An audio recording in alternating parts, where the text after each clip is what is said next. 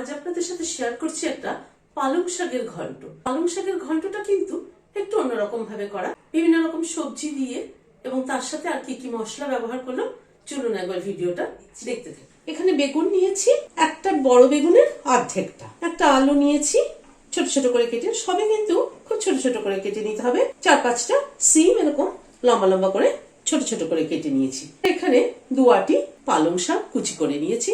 কড়াইতে সরষের তেল দিচ্ছি। বড়ি এখানে খানিকটা কলাই ডালে নিয়ে নিয়েছি। বড়িটাকে আগে ভেজে নিচ্ছি, তুলে নিচ্ছি।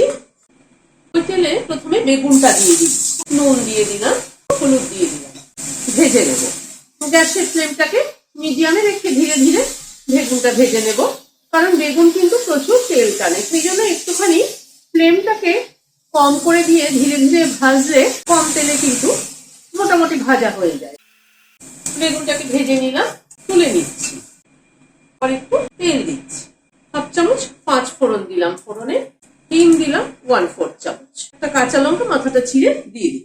ফোড়নটাকে একটু ক্র্যাক করিয়ে নিচ্ছি। ফোড়নটা থেকে একটা সুগন্ধ বেরোনোর পরে প্রথমে আলুটাকে দিয়ে দিচ্ছি। আলুটাকে দিয়ে একটু নাড়াচাড়া করে নিচ্ছি। প্রথমে আলুটাকে এই মিনিট খানিক একটু নাড়াচাড়া করে নিলাম। শিমটাকে দিয়ে দিচ্ছি, একটু নুন দিয়ে দিলাম, একটু হলুদ দিয়ে দিলাম। আলু আর শিমটাকে ভেজে নিচ্ছি। এই মিনিট 2-3 সময় ধরে ভেজে নিলাম। অল্প একটু জিরের গুঁড়ো দিয়ে দিলাম, ধনের গুঁড়ো 1/2 চামচ দিয়ে দিলাম, সামান্য একটু জল দিয়ে দিচ্ছি। জিরে ধনের গুঁড়োটাকে একটুখানি কষিয়ে নিচ্ছি।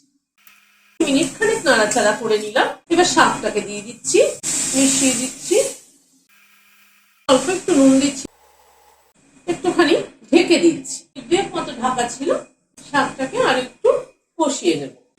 শাকটাকে 2-3 মিনিট সময় ধরে একটু ভাজা ভাজা করে নিলাম। বেগুনগুলোকে দিয়ে দিচ্ছি, 1/2 চামচ চিনি দিয়ে দিলাম।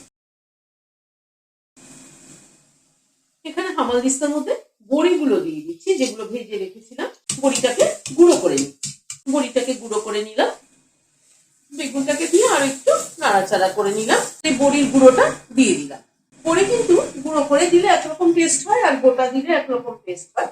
খানিকটা নারকেল কোড়া ছড়িয়ে দিলাম। এই বড়ির গুঁড়ো আর নারকেল কোড়াটাই কিন্তু শাকের টেস্টটাকে পুরো চেঞ্জ করে দেবে।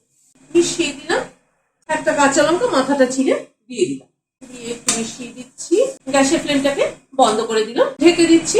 Standing time 5 minute. গরম গরম ভাতের সাথে প্রথম পাতে কিন্তু এরকম একটা পালং শাকের ঘন্ট হলে আর কিছু চাই না। ভিডিওটা যদি ভালো লেগে থাকে তাহলে একটা লাইক এবং সাবস্ক্রাইব করার অনুরোধ রইল। আজ তাহলে এখানে শেষ করছি। নমস্কার।